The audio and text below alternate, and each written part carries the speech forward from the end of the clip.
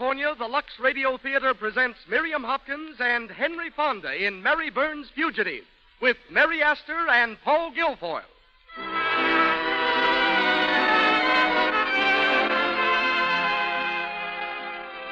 Lux presents Hollywood.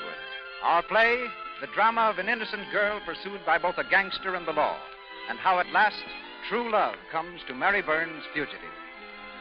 Our cordial thanks to you, ladies and gentlemen, who, by your loyalty to our products, Lux Toilet Soap and Lux Flakes, have made these programs possible.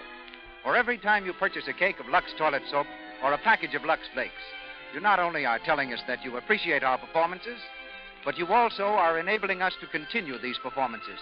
So again, we say thank you. Tonight, our program stars Miriam Hopkins, Henry Fonda, Mary Astor, and Paul Guilfoyle. Our music is directed by Louis Silvers. And as special guest, we bring you Hollywood's internationally known stylist, Mr. Travis Benton. This evening, we have a special announcement to make to all the women in our audience, and the men, too, for that matter. But we're going to hold this announcement until the end of our program.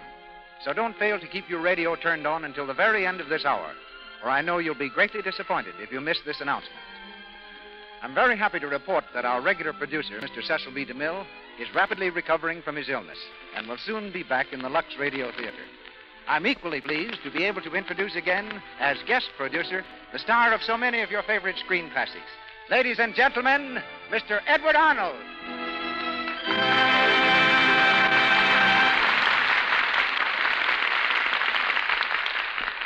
Thank you, Melville Ruick, and good evening, everyone.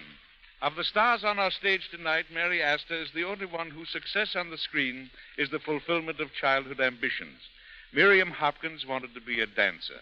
Mr. Fonda, a journalist, and Paul Guilfoyle spent the days of his youth concentrating on architecture. It was a broken ankle that led Miss Hopkins to fame. When the fracture put an end to her dancing, she took up the new career of acting. The break proved a lucky one indeed. An immediate hit on Broadway, she starred there last in Jezebel, the screen version of which happens to be Henry Fonda's current success. Miss Hopkins' ability, together with her blonde and blue-eyed beauty, finds her today firmly entrenched among the screen's top-notch favorites as a Samuel Goldwyn star. A chance visit to a little theater in Omaha made Henry Fonda completely forget printer's ink in favor of grease paint, though recognition didn't come until he appeared in New York in The Farmer Takes a Wife. Whisked to Hollywood, his star has ascended without interruption. He's with us this week straight from the set of Walter Ranger's The Adventurers. Mary Astor is in the Metro-Goldwyn-Mayer film Paradise for Three. We want to thank Paramount for tonight's play, which we have adapted from their picture.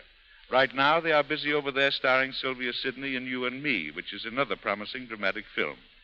Tonight, we hear Miss Hopkins in the title role. Henry Fonda plays Alec MacDonald. Miss Astor is heard as Goldie, and Paul Guilfoyle, who is rapidly ascending the heights at RKO Studios, where he's played a heavy role in every one of his last three films, and proves that he likes this type of character by enacting another such part tonight, that of Don Mason.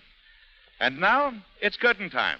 The Lux Radio Theater presents Miriam Hopkins and Henry Fonda in Mary Burns' Fugitive, with Mary Astor and Paul Guilfoyle.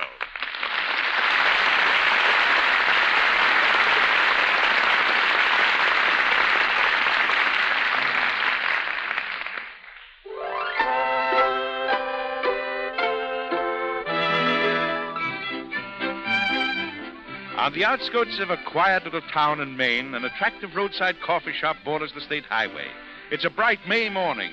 Behind the polished wood counter, Mary Burns, the owner of the shop, is cheerfully waiting on our early customers. How about another cup of coffee, Mary? Sure, coming up.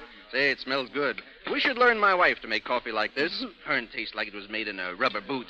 Why don't you teach her? Well, if I did, I'd lose your business. Check, please. It's under your plate, mister. Oh, thanks. Come again. I will. Morning. Hi, Mary. Oh, hello, Steve. What'll it be, breakfast? No, I've been up since pretty early. How about that barbecue of beef, pickles and onions? One bar beef dressed up. Look mighty pretty today, Mary. Thanks. Steve, I've been wanting to talk for you to come in. Will you do me a favor? Well, you give me a cup of coffee and I'll consider it. Okay. I'm expecting a visitor today. Oh, that young feller that comes around the gray roadster? Yes, now look, Steve, from your service station, you can see way down the road. If you see the roadster coming along, will you yell or something so I can fix up? Sure, I'll honk my horn 3 times. Hey, how about some cream? Oh, I'm sorry. Oh, that's all right. When I was young, keeping steady company, I used to get absent-minded myself. Well, I wouldn't say Don and I were keeping steady company. I only see him once every 3 or 4 weeks. What kind of business he in, Mary? He's in the oil business. That's what keeps him traveling around so much. Oh, when you plan to get married? I don't know. We haven't thought much about it yet. Well, you take a tip from me. You nab him quick before some of the other girls in this town lay eyes on him. Oh, I'm not worrying. Don's used to girls being crazy about him. He was a pretty big shot in college. All-American halfback. I'm not worrying. Nice to feel so sure of yourself. You met any of his folks yet? Why, no, I haven't. Oh, but that doesn't matter because I've met him. Don't forget, Steve. When you see the great roadster, honk 3 times, will you? Okay.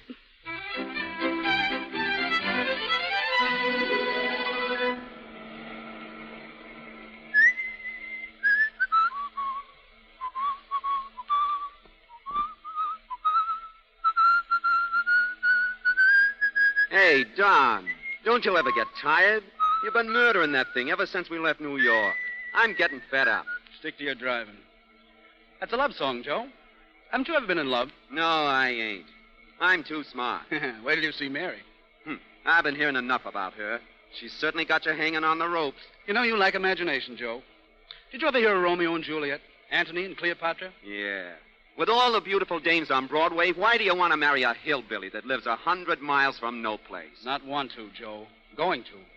You know, you just don't appreciate girls like Mary. I know enough to leave 'em alone when I've got more important things to do. Well, I don't.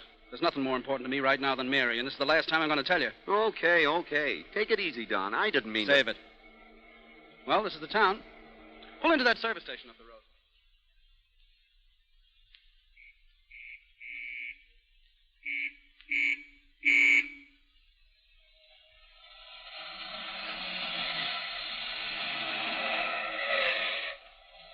Morning?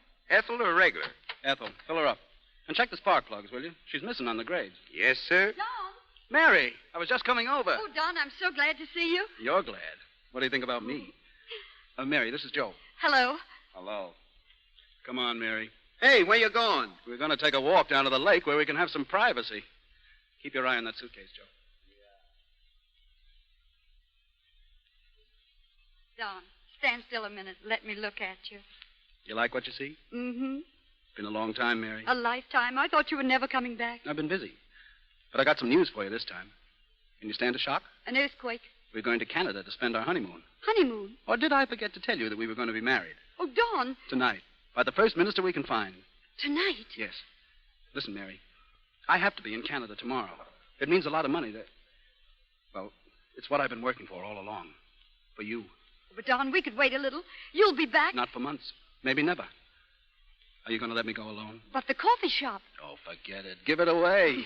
We'll have plenty of money from now on. You won't need it. What do you say? Don, you're the craziest man I ever met. I guess that's why I love you, sir. Then it's settled. You're coming with me. Well, I don't see what else I could... Don, What is it? What's the matter, Joe? the trailers. I told you they would. We should have hit for Canada instead of coming up here. Shut up. Don, what... Where's the car? The spark plugs are out. I've got the suitcase. We'll make a run for the coffee shop. Come Well, on. Don, what is it? Never mind the talk and pick up your feet. But I want to know. Get in there, quick. Lock the door.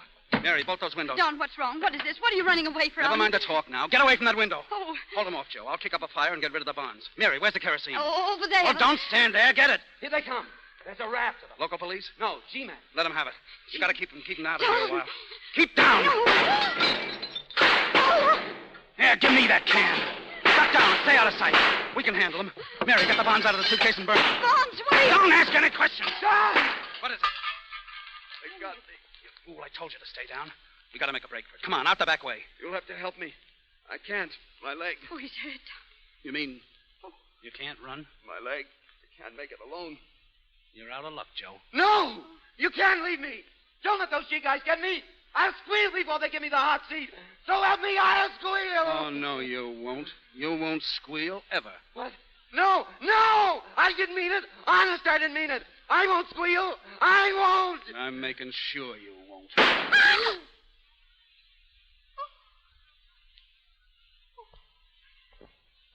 He's dead. You killed him. Oh, God. Mary, Mary, get a hold of yourself. Listen to me. I'm beating it, see? I got to.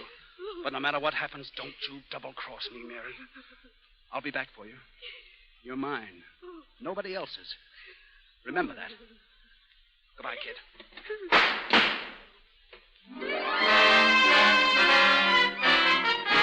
Here, paper. Mason escaped police team and arrest Mary Burns. Paper. Paper, gangster sweetheart arrested. Paper. Mary finds indicted as Mason accomplice. Paper. Yeah, read all about it. Mary Burns goes to trial. Mary Burns on stand today. Paper. And is it not true, Miss Burns, that you intended to marry Don Mason? But I didn't know he was a gangster. The question is, did you intend to marry him? Yes. I see. Did he ever tell you he was wanted for killing a cashier and looting a federal bank? No. Where did you think he got his money? Well, I don't know. You don't know? You planned to marry him, yet it never occurred to you to ask him. But Answer the question, yes or no. Yes. At the time of your arrest, you admit that Mason was burning negotiable bonds in your coffee shop. Yet you stated you didn't know those bonds were stolen. No, I Then didn't. why did you think he was burning them? Well, You didn't know the bonds were stolen, yet you let them burn. Did you try to extinguish the flames? No. Then you did know they were stolen, and you did know that you were helping a criminal to destroy evidence. Why, Can you deny that you were aiding a criminal to destroy evidence? But please, Is it not true that your sweetheart used the protection of your coffee shop while he tried to shoot down the officers of the law? Is it not true? Answer yes or no. Yes! Then you do admit you did aid him in the destruction of evidence, that you did harbor and protect him against the forces of the law. Yes! I've done all those things. I'm guilty. If you want me to say it, I'm guilty. You can send me to jail if you want to. I don't care anymore. I don't care.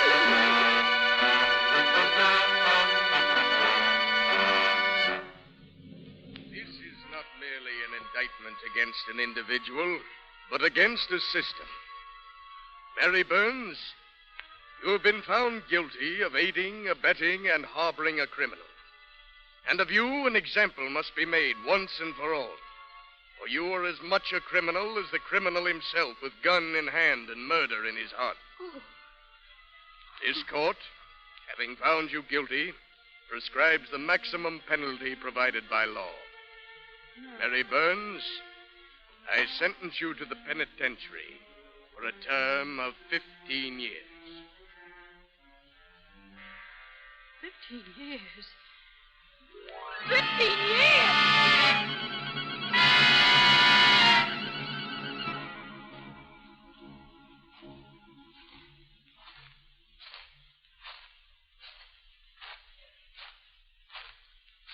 Halt. Face yourselves. Forward.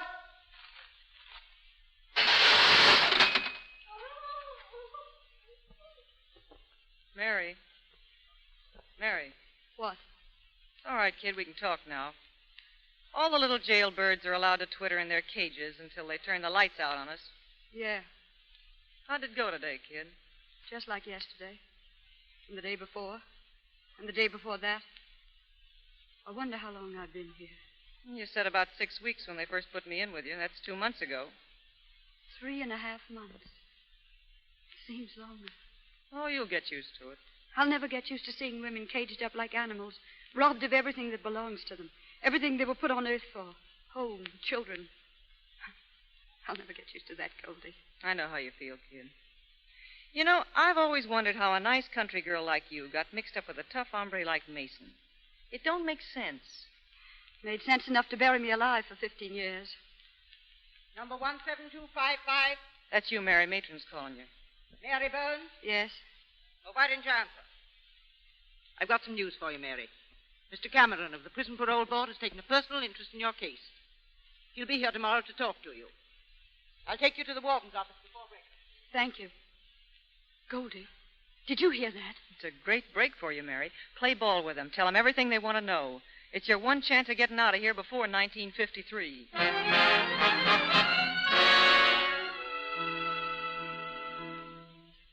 And I'm quite sure, Mary, that I can practically promise you a parole in return for certain information. Oh, I'll tell you anything I can, Mr. Cameron. Good. Now we want to know where Mason hides out, who his friends are, all about him. But I don't know. I don't know anything about that. Mary, you're lying. Mason was in love with you. You were his girl. He must have given you his entire confidence. But he didn't. Honest, he didn't. Mary, why do you sacrifice your freedom to protect this murderer? He's not worth your love. I don't love him. I hate him. I've hated him ever since that day I saw him kill a man. Don't you understand? I saw him kill a man. Then if you hate him, prove it. Every moment Mason is free, innocent people are endangered. The man's an egomaniac. He'll do anything to get his picture in the papers. He'll rob. He'll kill. He's doing it now, and you can stop him. You've no right to put me on trial again. I never knew he was a murderer. He said he loved me, and I thought I loved him. But I don't. I don't. Then you won't help me. You won't tell. I can't, because I don't know. Very well. Matron? Yes, sir? Take Miss Burns back to her cell.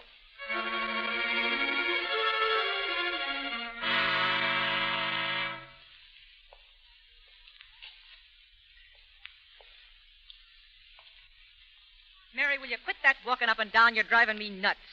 I'm sorry. I got enough on my mind today. You ain't the only one wants to get out of this joint. Goldie. What? Goldie, what is it? You've been staring out of that window all afternoon. What if I have? What is it, Goldie? You're not figuring on that breakup. Shut up. Come over here. See that motorboat anchored down there in the river? Yes. I'll be on that boat tonight. You're going to try it? I'm going to make it. I got friends on the outside, kid. Oh, Goldie. And I'm a... Goldie, you've got to take me with you. Nothing doing. You've got Shut to. up, I tell you. It's too big a chance.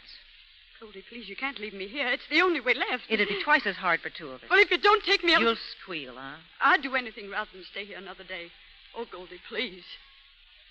Well, all right, kid. But you know what it means if we're caught? They'll give it to us in the back. I know. I've been planning this for weeks. That's why I faked spraining my arm. Faked it? Sure. I just wanted to get a hold of some adhesive tape. Come on, start yanking it off. What for? We're going to need it when the matron makes her night rounds. What do we do? Well, here's the setup.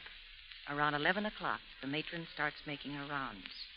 We'll hear her coming, and you'll be set, please. She'll come in to...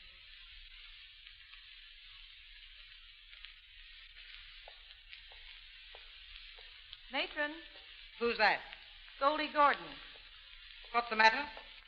It's Mary, matron. She's sick. I think she's got a fever. Oh, I'll take a look at her. She's over here. Mary. Why, Mary, what the... Shh, she's out. She hit her head on the floor. She isn't. Are you sure? You're sure you No, didn't? she's all right. Hold her arms in back of her. I'll tape her up. We've got to work fast, Goldie. Put a strip on her mouth. We don't want her yelling when she comes to. No. There, that'll hold her long enough. Now, help me shove her under the bed. Now, come on. Through the yard, Mary. Make for the wall. And if a searchlight hits you, start...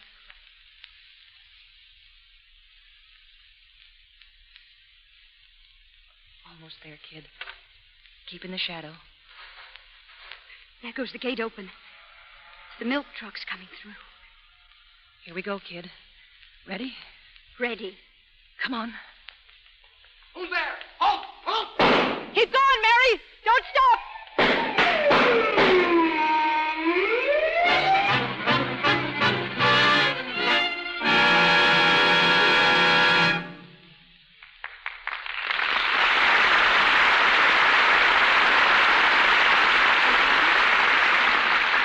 And so the curtain falls on Act One of Mary Burns' Fugitive.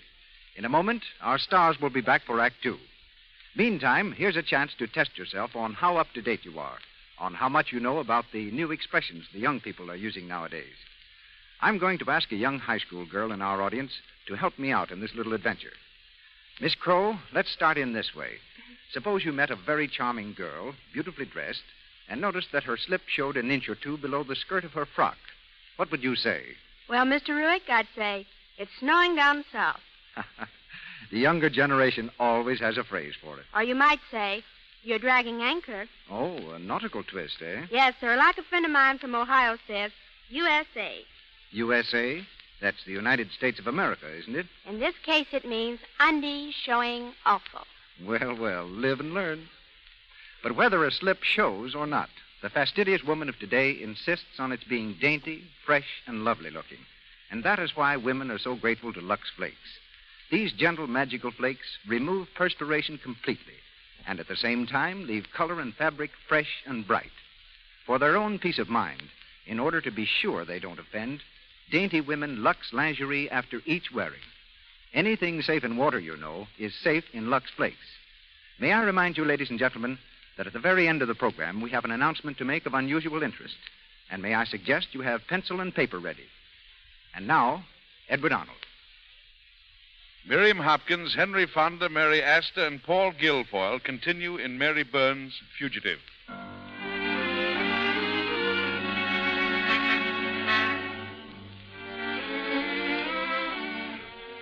Several weeks have passed since Mary and Goldie Gordon made good their break from prison.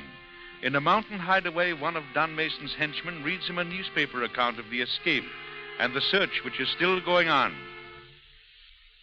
As yet, no trace has been found of the gangster's sweetheart, but police and federal officers are following every lead and promise an early arrest. She sure got nerve, boss, cracking out a stir like that. She must have plenty of money, huh? No. That's why I don't like it. Like what? The whole escape, everything about it. It's a phony, Luigi. They framed it for my benefit. Huh? Sure. They're using her for bait to trap me. Can't you see it? Yeah, sure, that's it. They think she knows where I am, and the first thing she'll do is come to me. Ah, the poor kid. You know, she's probably going nuts wondering what's happened to me. I'd give my right arm if I knew how to get to her. Yeah, and maybe your life, too. I'll find her, though.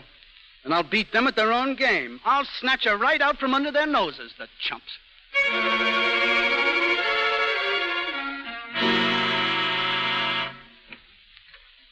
Mary, where you been? I've been worried about you. It's all right, Goldie. I found a job. A job? Yeah, in the kitchen of the Mercy Hospital. I start tonight on the 9 o'clock shift. Well, you must be crazy. You'll be picked up before daylight. But, Goldie, we are broke. I had to take a chance. I'm using the name of Alice Brown. I had to do it, Goldie. There's only one thing you had to do, and you won't do it. Goldie, please. I've told you over and over I don't know where Mason is. And if I did, I wouldn't go to him if we starved. Don't give me any of that. Why do you think I let you make the break with me? Oh, Goldie, please. Don't Goldie me. You're not talking to the prison board or any coppers. You're talking to the dame that sprung you, the dame that's been keeping you ever since. It's time you do something for me now. Mason's rolling in dough, big dough. And there's nobody he'd rather give it to than you. I'd rather die. Well, I wouldn't.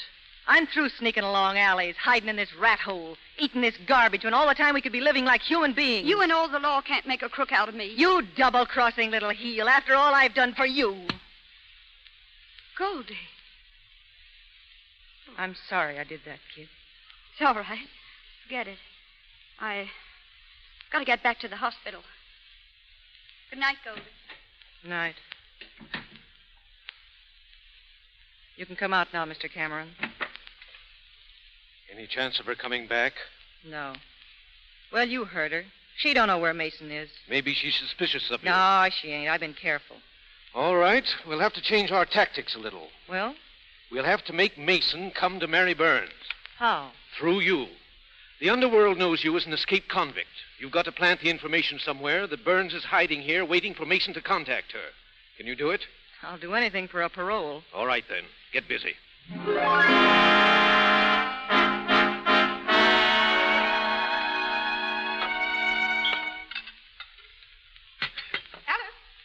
Alice Brown. Oh, I didn't hear you come in, Miss Jennings. You frightened me. I called you loud enough. Seems to me you're awfully jumpy. Never mind cleaning that up now. My patient wants some coffee right away. Another cup? This is his third, isn't it? He says it's the only good coffee he's had since he came here. You bring it up to him. I'm expecting a phone call. I'll be glad to. Just put the tray on his table and don't speak to him. He can't stand the sound of women's voices. I think his operation left him a little peculiar. Oh, what's the matter with him? Well, so far as I can find out, he came near blowing himself up in some kind of a chemical explosion. He can't see yet, so put the tray where he can reach it easily. All right. It's room 314 at the end of the corridor. Tell him I'll be up to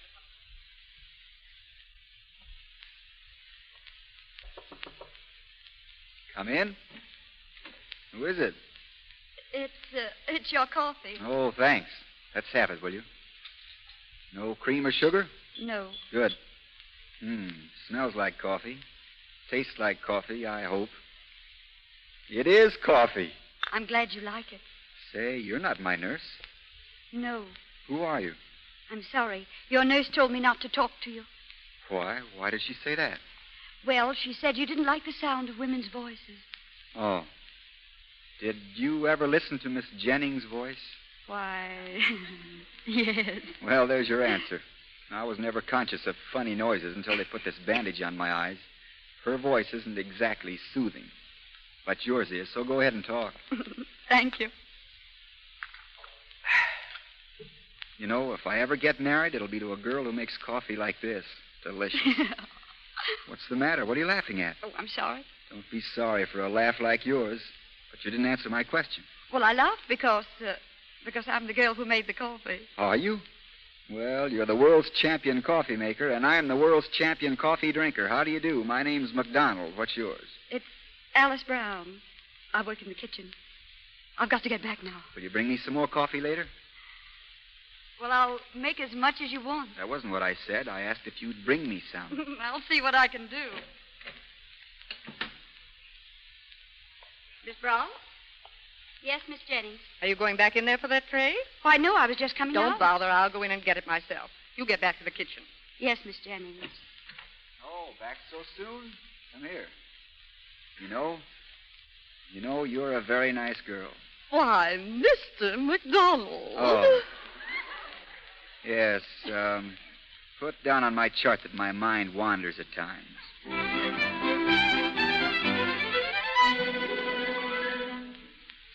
And there I was lying here, day in and day out, drinking mud. And then you came along.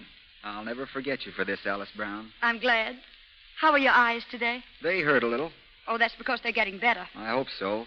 The doctor's going to take the bandages off in a couple of weeks, and we'll know whether or not I'll ever see again. Oh, you will, I'm sure of it. Maybe. I'd like to be able to work again. Work? After what happened? What's a little explosion between scientists? I'll probably blow the roof off the lab someday. Want to come around and watch? No, thanks.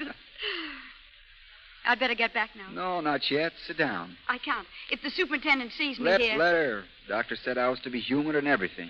All right, I'm being humored. You know, Alice, I can't see you, but if you're anything like your voice, you're very lovely. You might be disappointed. I don't think so. When I lie awake at night, I try to picture what you look like. I imagine you're rather tiny. What color eyes have you? Blue. And your hair is a lovely chestnut. No, much lighter. Well, there's one thing I'm sure of. There's a twinkle in your eye. Mm-hmm, and I've big feet. Is there anything else you'd like to know? Yes, Alice. Are you married? Why? No. That's fine. I've been a little worried about that. Mr. MacDonald, I have to go now. All right, but look, they're going to let me walk in the park in a few days. Will you hold me by the hand and guide me over the rough spots? But I'm not a nurse. I don't need a nurse. I need somebody I like to talk to, and I'm to be humored. Well? I'll speak to the superintendent.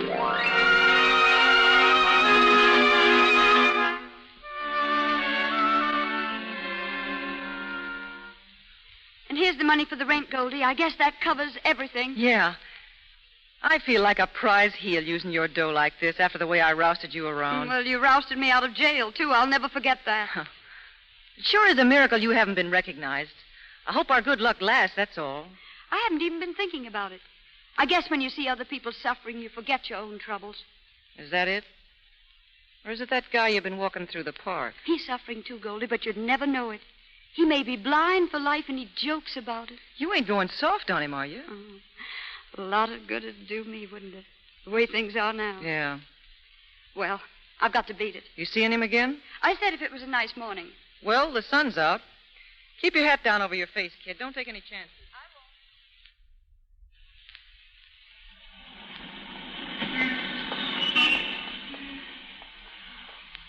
And there are flowers coming out over there by the fountain. Jonquils, I think they are. And the grass is so green and so fresh. Yes, I can smell it. Do you want to sit down now? There's a bench right here. All right. It's almost as good as being able to see having you with me. Better, maybe. I'm going to miss you when I leave here, Alice. Are you? You're supposed to say you'll miss me, too. I will. Isn't there something we could do about it? I don't think so. How about you coming along as my assistant? Oh, I don't even know what a chemist's laboratory looks like. That automatically makes you an expert. Or maybe you could be my secretary or companion, or I could make you professor of coffee. Don't think that's any small job. A house is never a home without a good cup of coffee. Your home must be lovely. It is. It's a little town called Kent up in Connecticut. My friends call it McDonald's Folly because it's mostly barn. That's the lab. The rest of it's not much, really, but it's enough for me. I've never been very good at making money or wanting to. I can understand that. Can you? A lot of people can't.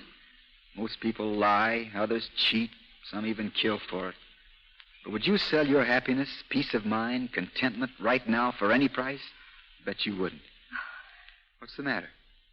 Alice? It's nothing. You crying? No. Go on talking.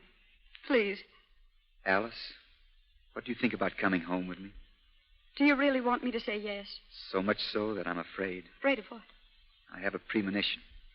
I have a feeling that when they take the bandage from my eyes, that you'll have vanished. Oh. Will you, Alice? I don't know.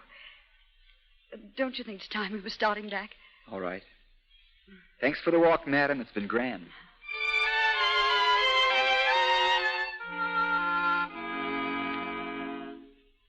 But you can't do it. You can't leave here now. Where would you go? I don't know. Somewhere as far away as I can get. I want to start all over, Goldie. Yeah, you'll start all over in the pen. 14 years and 8 months. That's what you'll start. Mary, what's the matter with you? You've been lucky here. Is it that guy that's got you going? Is that it? He asked me to marry him. Marry him? You can't. I know. That's why I'm leaving here. I don't want him to ask me again. I want to see him just once. Then I'm clearing out. You're not going to tell him anything? I want to see him, that's all. Who's that? You're going to open it? Quiet. Who is it? Manager. Manager? What he wants, I don't know. All right, sister, get back. Who are you? You'll find out. Get back in that room. Okay, Don? Don. All right, Luigi. Wait outside in the hall. Sure. Hello, Mary. Let me look at you, honey. Don. Didn't expect me here, did you? The cops did, though. I slipped through a whole army of them. I'll do it any time to get to you. Cops? Where? Well, they're thick as flies all around the block. We came over the roofs, and that's the way we're going back. Going back? I told you they couldn't keep us apart. We're together now, you and I. And we're going to stay together. Go ahead, kid. What have you got to lose? Who's she? She's my roommate. Will she talk? Do I look silly? No. You look smart. Too smart. Go ahead, Mary. Get some things together. No, you can't do this. You can't. Why, it's half done now, honey. I'm taking you right out of their teeth, just like I said I would. Come on. All right. Give me a few minutes. I'll pack my things. Go ahead, but don't be long. I'm hot as a rivet around here. No, I won't be long. Hey, you, get away from that window. Don't be giving any signals or I'll drop you. Signaled? Who'd I be signaling? The cops? Why not? You wouldn't be the first stool pigeon to win a parole by double-crossing a pal. What do you mean by... Shut up. I had your number before I ever stepped in here. That was a nice break you made out of stir, wasn't it? Nice and easy. With the guards shooting over your heads. You're crazy. The cops must think I am, trying to hook me with a stunt like that. But I'm not, Goldie. I'm smart. Hey, boss. What? Boss, a couple of cops heading for the door downstairs. I seen them from the window in the hall. They know we're here? They don't look it, but we better blow. Get Mary out of that room. Tell her to make it fast. Yeah. Hey, the boss says she ain't here. What? She's gone. Look, the window's open. She went down the fire escape. Gone? Oh. You did that, didn't you, Goldie? You gave her the nod, didn't you? No. Don't lie. You told her to skip. I didn't. Say, help me, I didn't. She must have been scared. That talk about the cops, she was scared, that's all. Yeah. Boss, no. Boss, not with those guys downstairs. No, boss, don't do it now. Open the door. No, boss. Open it. I ought to let you have it. No, don't, please. Oh, don't crawl. You can thank those guys in the street for getting away with this. And you can tell them that I'm going to find Mary Burns. No matter where she is, I'm going to find her. Tell them that. Come on.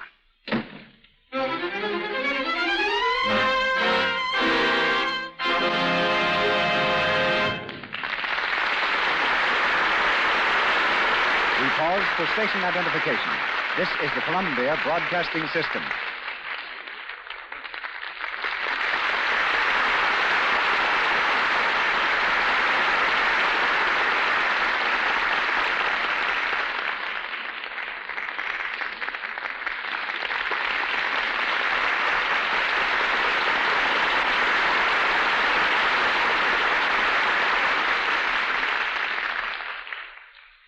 We've finished Act 2 of Mary Burns' Fugitive.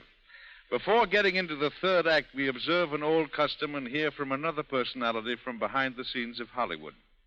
Next Sunday is Easter, one of the most important religious holidays, a day of happiness and rejoicing.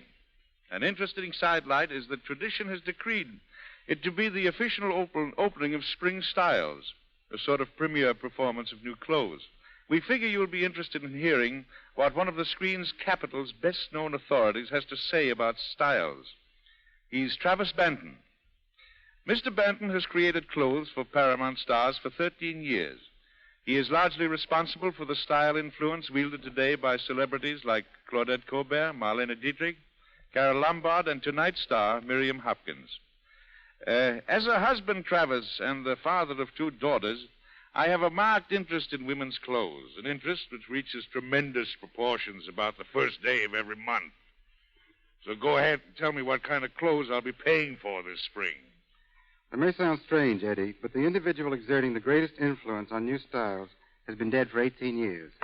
Her name was Eugenie, and she was Empress of France 75 years ago. Do you remember those hats? I've been trying to forget them. So have I. However, I think her ideas for dresses are decidedly more sensible, and apparently the rest of the fashion world agrees. For this Easter, we'll see a great deal of middle 19th century style. Oh, you mean those willowy, romantic thingamajigs with the come-hither look? Well, that's one way of putting it. Dresses with snug bodices and full billowing skirts. Only we don't call them thingamajigs. We call them winterhalter dresses. Mr. Winterhalter being the court painter during Eugenie's reign. The point to keep in mind about winterhalter dresses is this. It's very fine to go back in history for style ideas, but be careful how you apply these ideas. Don't go completely 19th century, or you'll give the impression of dressing for a masquerade. Make certain you incorporate a modern touch in your hair, dress, and accessories. What are these winter garden dresses going to be made of? The name is Winterhalter. Oh, I see. And the materials will be the same as in Eugenie's I day. see. Taffetas, heavy satins, nets, and, when the weather gets warmer, organdies. That applies to evening wear. Correct streetwear in Hollywood at Easter will reveal an abundance of light colors, pastels and rose beige, light gray blues. Dresses will follow very simple tailored lines. Materials will be crepe and sheer woolen. Tell me, Travis, are women's skirts getting any shorter? No, they'll stay about the same. And speaking of skirts, the proper place for one to end is the middle of the calf, not any set number of inches from the floor, because that would have to vary out of necessity, depending upon the height of the individual. Well, what about these things they call cocktail dresses that aren't street or evening dresses and yet come down to about the ankle? My advice is to steer clear of cocktail dresses. They've been in and out for the last 6 years.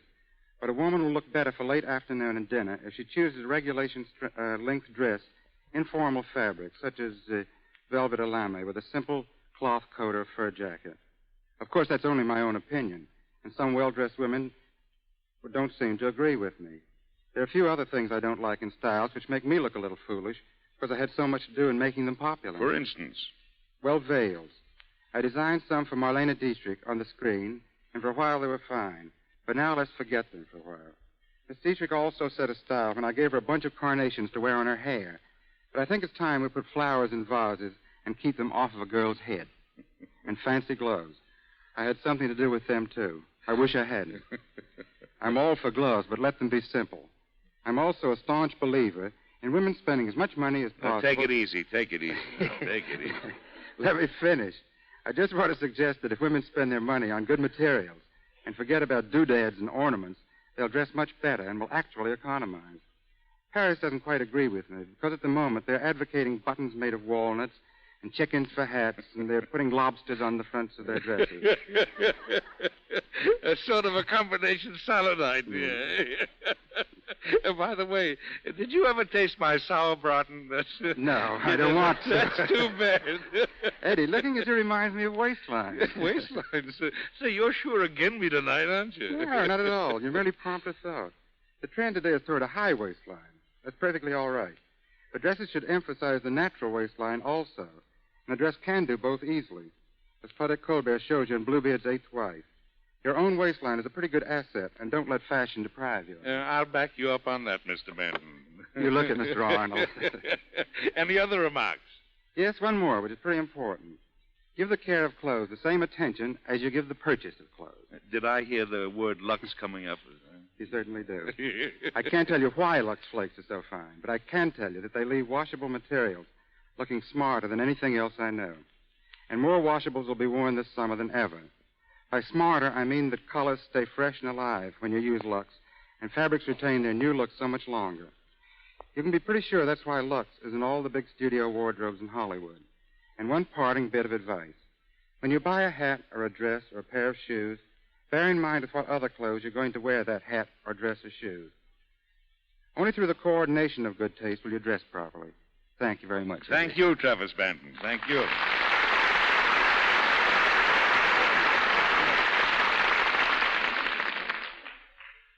And once again, Mary Burns' Fugitive, starring Miriam Hopkins, Henry Fonda, Mary Astor, and Paul Guilfoyle.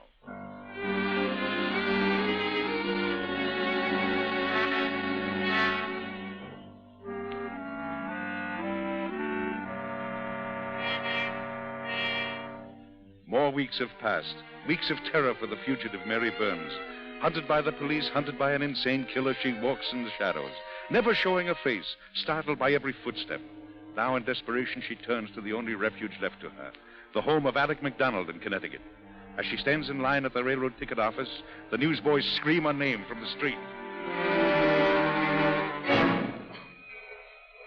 Hey, paper, police hunt Mary Burns, gangster sweetheart, still at large, paper. Yeah, read all about it. Killer defies police. Don Mason will get Mary Burns in spite of G-Men. Hey, read all about it. Next, please. One ticket to Kent. Round trip? How much is that? $4.80. No, one way, please. Here you are. That's $2.92. Hartford Special, leaving on track 2. Hartford Special, all aboard. Hartford Special, leaving on track 2.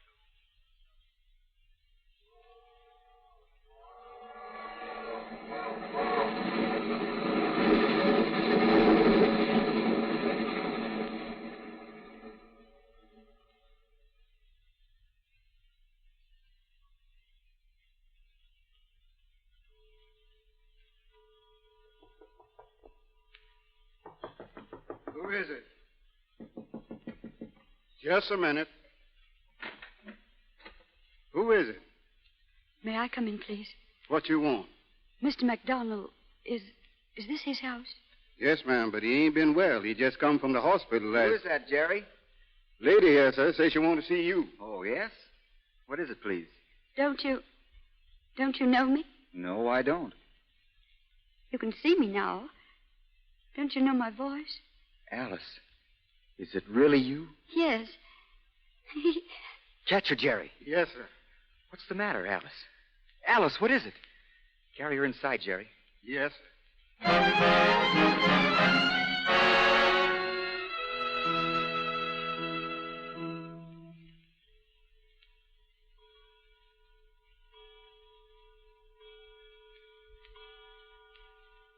How is she, Mr. Knight?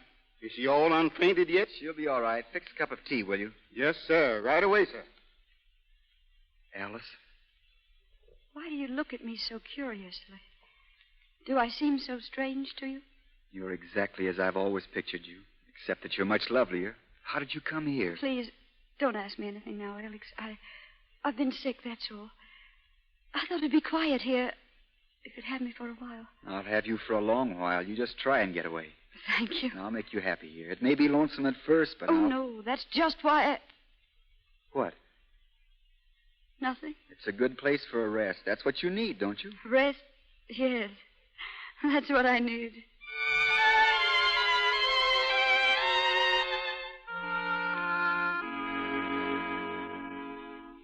And that's the thing that licked me, Alice. That jar with the tubes. Blew up on me. Well, now I've licked it. It's been worth every minute. I'm glad. Did you finish all the notes? Yes, the ones from last week, too. Good. We can go right ahead now. I've got a lot of ideas on this stuff. May take a little time, but... Oh. What's the matter, Alice? What are you thinking about? Well, I can't stay here indefinitely. I've got to leave, Alec. Why? Because I must. Alice, look at me. Is there something you want to tell me? Is there? No. Then I'll tell you. I love you, Alice. You can't leave me now. I love you more than anything in the world. You mustn't say that. I will say It's not right. Why isn't it? Why, Alice? Because you don't love me. You love Alice Brown. And I'm not Alice Brown. I'm Mary Burns, an escaped convict, fugitive. I tricked you, fooled you. I've used your house as a hideout. Well, you couldn't love Mary Burns, a gangster's girl. Are you a gangster's girl? Don't you read the papers? Don't you know? The papers say that Mary Burns is a gangster's girl. Are they right? No. I love you, Mary. Don't, Alec. If I married you, I'd be responsible for your death. Won't you understand? Don Mason says I'm his. He'll never give me up. He'll kill you. He's insane. He'll kill you. I'm not afraid of Don Mason, and you're not. You've got to tell me you're not. But I am. I know what he'll do. Alec, why don't you be truthful? If you'd known I was Mary Burns, you'd never have fallen in love with me. Wait a moment. There's something I want to show you. You see these? Newspaper clippings. Shall I read you the headlines? Mason Mall escapes police. Mary Burns, fugitive from justice. Mason swears... Don't, please. You knew all the time. The police questioned me at the hospital after you disappeared. Oh. I learned everything about you. I followed every step of your flight through the newspapers. Why didn't you tell me? I've been waiting for you to tell me. If you'd been able to forget everything, I would have married Alice Brown, kept her here where she'd be safe and free, not hunted. But you can't forget. It's hanging over your whole life. That's why you've got to go back, Mary, and clear yourself. Oh, I won't go back. They didn't believe me once. Why should they now? Mary, listen to me. I want to do everything in my power to make you happy. I want to make up to you for everything you've gone through. But you don't know what it's like. You had the courage and strength to tell me who you were. You have the courage and strength to go back there. It's the only way. Our future together is up to you.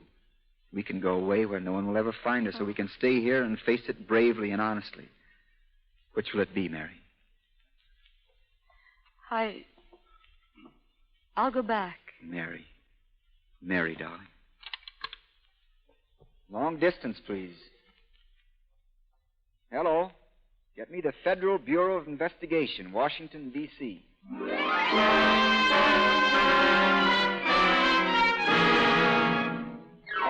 Mary Burns captured. Pipe green on it. Mary Burns gives herself up to wed famous chemist. Paper. Chemist to marry Mary White before resign the prison. Chemist to wed Mary White. Paper. Chemist to wed Mary White.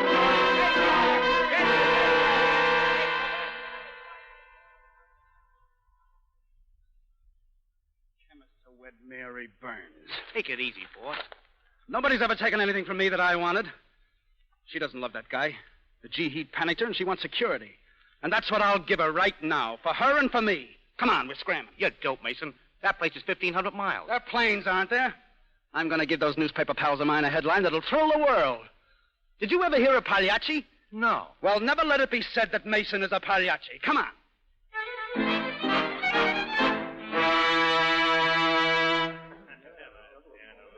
Well, I guess you know what you're doing, McDonald. I guess I do. The wedding's to be right in this room. No guards around the place. No outward signs of protection. But why? Psychology, Mr. Cameron. I'm expecting an uninvited guest. All right. You're the boss. Where's Mary? We're almost ready. Upstairs with the matron. I'm not completely... I've been to lots of weddings in my life, Mary, but never one like this.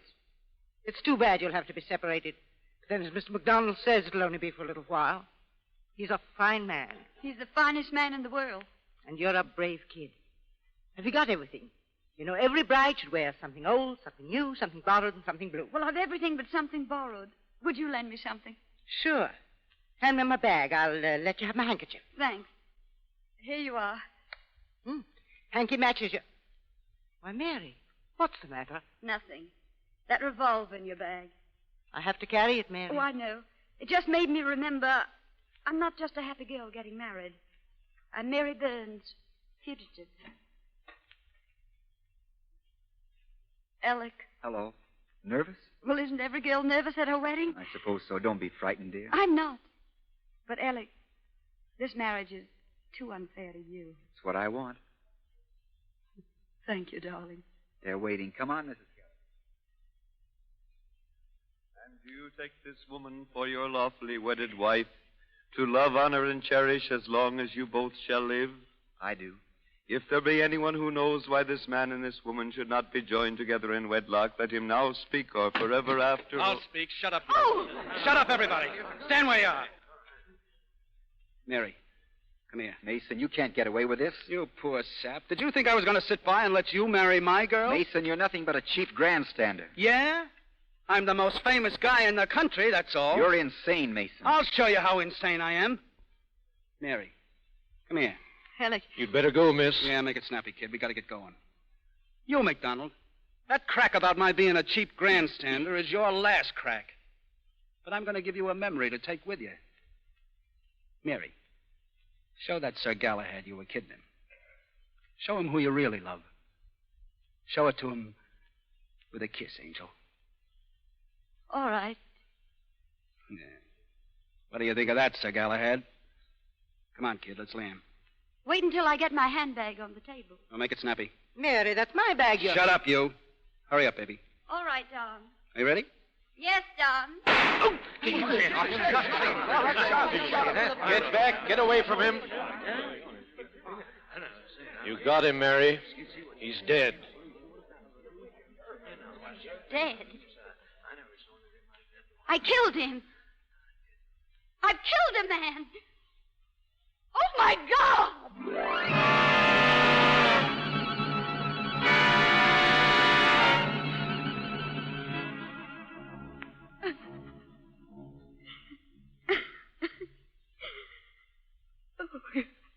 It's all right, Mary. Don't cry anymore. I had to do it, Alec. I had to. He'd have killed you. That's all I could think of. His life against yours. Oh, I don't care what happens to me now. I don't care what... Darling, don't. Look up here. Oh, sorry. Come in, Cameron. I'm leaving for Washington in a little while. I'd like to speak to you, Mary. I know.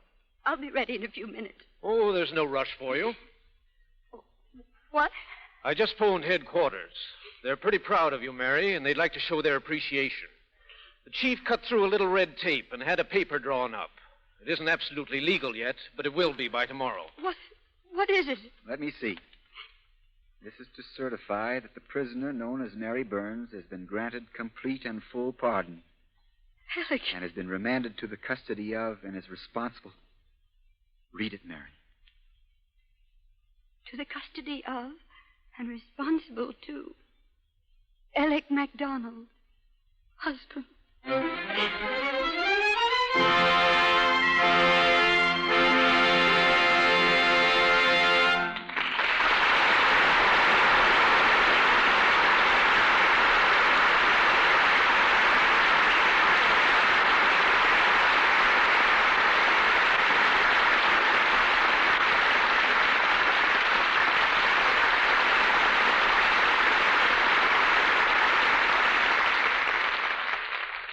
Thank you, Miriam Hopkins, Henry Fonda, and our all-star cast. In just a moment, Mr. Arnold will bring our stars back for a curtain call. And remember, right after the chat with our stars, you will hear the announcement which was promised earlier in the program. Edwin Arnold. Thank you. A word now with Miriam Hopkins and Henry Fonda. I want to thank you, Mr. Arnold, Mary Astor, Paul Guilfoyle, and everyone who worked with Henry Fonda and me tonight. Though I hadn't been on this program for some time, I feel very much at home because I appeared in Seventh Heaven.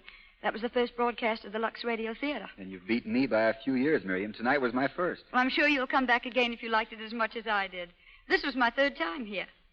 I used to wonder if people in general had a real interest in listening to drama on the air. But the marvelous success of the Lux Radio Theater has proved beyond a doubt that they have. Thank you, Miriam. And I know that's going to help Mr. DeMille, our regular producer, get better a lot faster. By the way, Eddie, how's Mr. DeMille getting along? Well, I'm glad to say splendidly. He'll be back here next Monday night. Fine. And what's the play going to be? Well, I'm going to tell you that in a minute or two, and I'm sure you'll agree that both the show and the cast we've planned for next Monday night are very unusual. We're really very proud of it. Well, just in case that's a hint to sit down, I think you and I, Hank, had better end our performance now. And thank you again. Guess the lady's right, Eddie. Good night. Good night. Good night, Henry.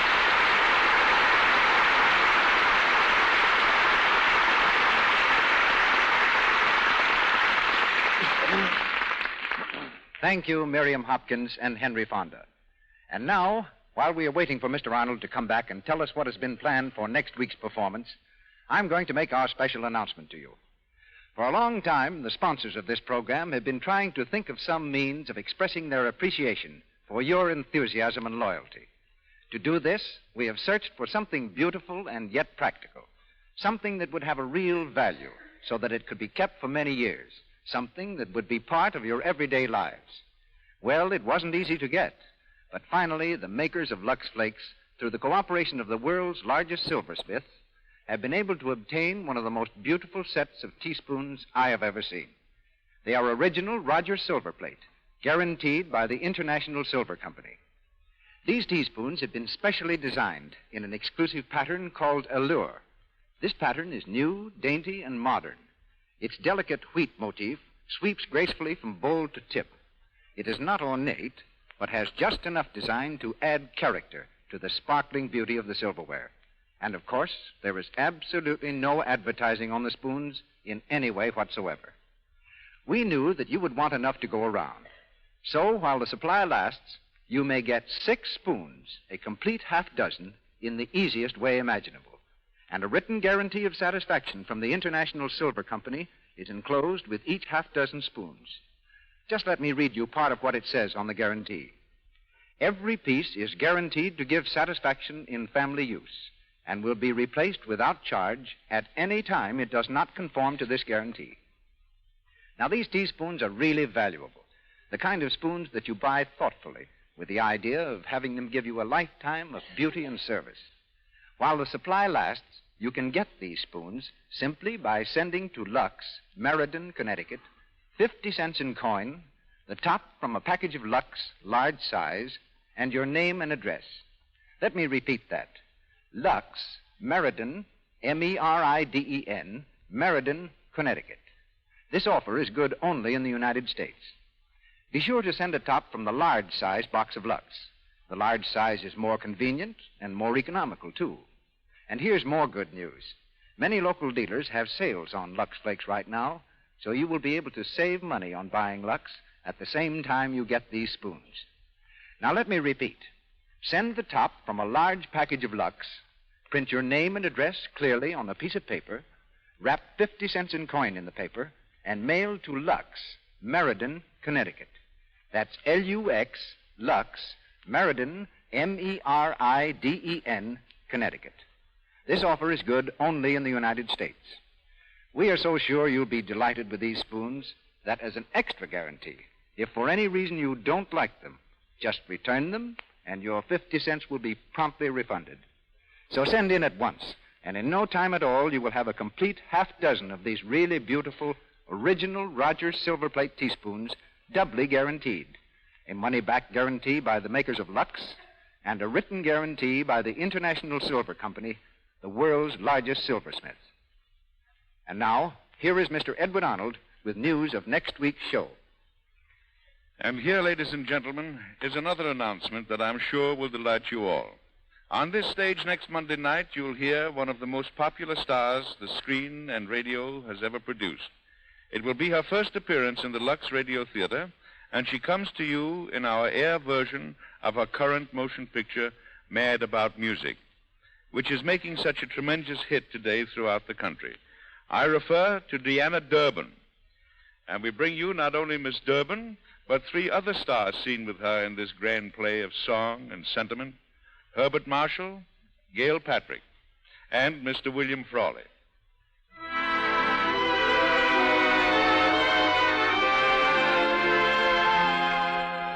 Our sponsors, the makers of Lux Flakes, join me in inviting you here next Monday night when the Lux Radio Theater presents Deanna Durbin, Herbert Marshall, Gail Patrick, and William Frawley in Mad About Music, with Cecil B. DeMille back here as usual as your host and producer.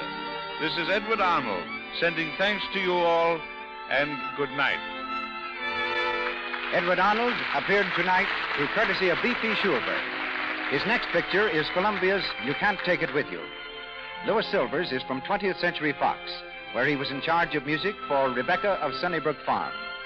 Paul Guilfoyle will be seen next in The Saint in New York. The screenplay, Mary Burns' Fugitive, was written by Gene Town, Graham Baker, and Louis Stevens. Our cast tonight included Earl Gunn as Cameron, Sybil Harris as the matron, Edward Marr as Luigi, Justina Wayne as Miss Jennings, Perry Ivans as Steve, Roger Drake as Joe, Lou Payton as Jeremiah, Lou Merrill as District Attorney, and Frank Nelson as Judge.